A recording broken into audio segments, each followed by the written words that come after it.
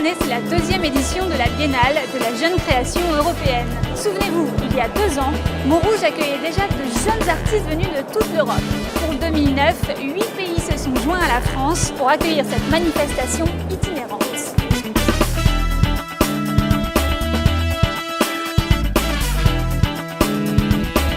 Pour sa deuxième édition, la Biennale investit les 4000 m² de la Fabrique à Montrouge. La Fabrique, c'est cet ancien bâtiment industriel remis à l'heure contemporaine. Dans ce lieu au nom prometteur, 90 artistes exposent et se démarquent par leur travail, leur originalité et leur force d'expression.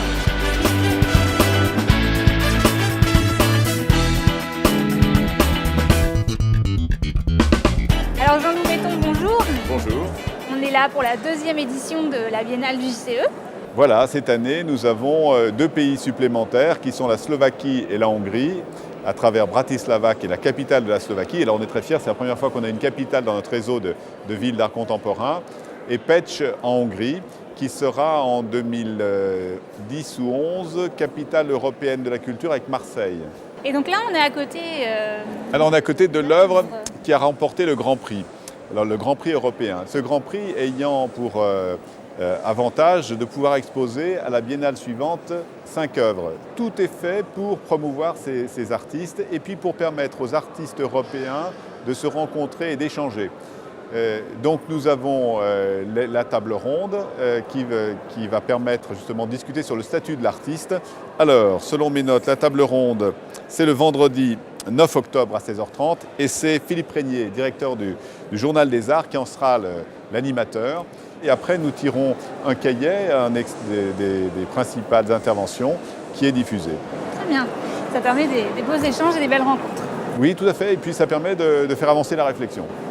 Alors, il y a aussi une journée interdite aux parents. Alors, qu'est-ce qu'ils font? Ils restent à la porte et les enfants rentrent? Comment ça se passe? Alors, les enfants sont pris en main, effectivement, par des accompagnateurs et ils vont rencontrer les artistes. Alors, pourquoi c'est une journée interdite aux parents? C'est un peu de la provocation, si vous voulez. Ce que l'on souhaite, c'est que par les enfants, les parents viennent. Le principe même de cette exposition est assez intelligent parce qu'il débouche sur une vente aux enchères des œuvres de jeunes artistes, d'artistes contemporains. Et c'est le meilleur service qu'on puisse leur rendre aux jeunes artistes. C'est un moyen d'insérer des œuvres contemporaines sur le marché, de leur trouver des clients, ce qui est évidemment la démarche de base pour un artiste et en même temps celle à l'égard de laquelle il est généralement désarmé parce qu'il ne sait pas comment s'y prendre pour vendre ses œuvres, et ben on le fait pour lui. Alba Baez, bonjour. Bonjour. Vous êtes une artiste exposée donc ici au JCE, vous êtes espagnole. Oui, tout à fait. Alors, que pensez-vous de la sélection du JCE? Je pense que c'est super sympa d'avoir cette possibilité parce que c'est une chose difficile pour les artistes jeunes. C'est ça, l'art contemporain a quelque chose d'autre. Et une fabrique, c'est un lieu super intéressant pour montrer ça. Je suis avec Stéphane Coréard, le commissaire artistique de la France, donc pour représenter le JCE. Bonjour. Bonjour. Alors Stéphane Coréard, pouvez-vous nous expliquer comment vous avez fait pour ne sélectionner que 10 artistes parmi tout le nombre de candidatures que vous avez dû recevoir? Eh bien, je ne les ai pas sélectionnés. C'était encore la meilleure manière. C'est-à-dire qu'en fait, les candidats qui sont les artistes qui exposent ici là, au JCE, aux Jeunes Créations Européennes, étaient tous des exposants du précédent Salon de Montrouge, celui qui a eu lieu au mois de mai dernier, où moi j'avais sélectionné 80 artistes parmi 1100 candidats. Et comme on avait un super jury, je leur ai aussi demandé, puisqu'ils étaient là, de faire la sélection des 10 artistes qui allaient représenter la France pour Jeunes Créations Européennes. Donc c'est ce qu'ils ont fait. Alors j'ai remarqué un petit peu que la tendance va de plus en plus vers l'utilisation de plusieurs supports, que ce soit vidéo, sonore, papier, photo, peu importe. Et pourquoi? Pourquoi? C'est parce que simplement aujourd'hui tout est permis. Dans l'art, avant on pouvait faire de l'art qu'avec des médiums traditionnels qu'il fallait apprendre, c'était très contraignant parce que c'est des médiums qui sont compliqués à appréhender, à maîtriser, et puis parce qu'il y avait toute une histoire, évidemment dans le dessin, dans la gravure, dans la peinture, dans la sculpture. C'est vrai qu'au XXe siècle, ce qui a quand même caractérisé, surtout la deuxième partie du siècle d'ailleurs, l'art contemporain, c'est qu'il s'est emparé de tous les matériaux possibles.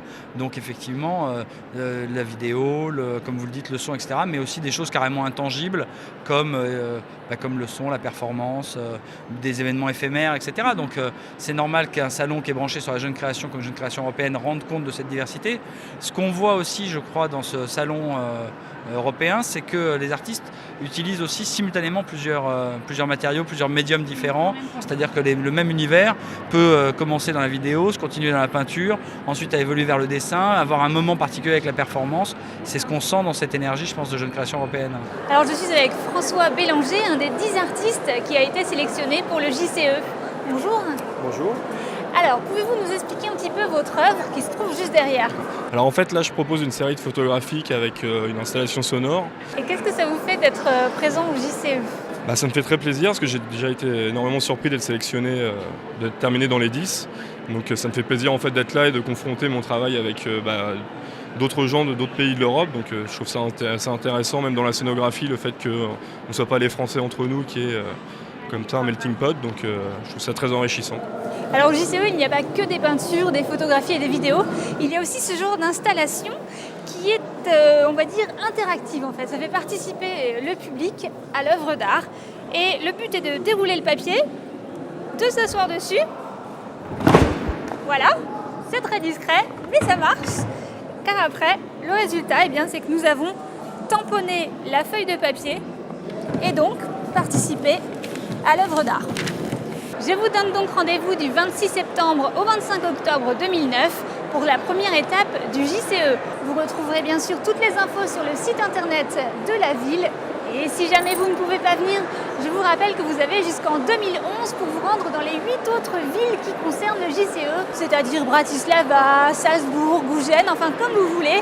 Une occasion, pourquoi pas, de découvrir l'Europe sous un côté original. Bonne visite!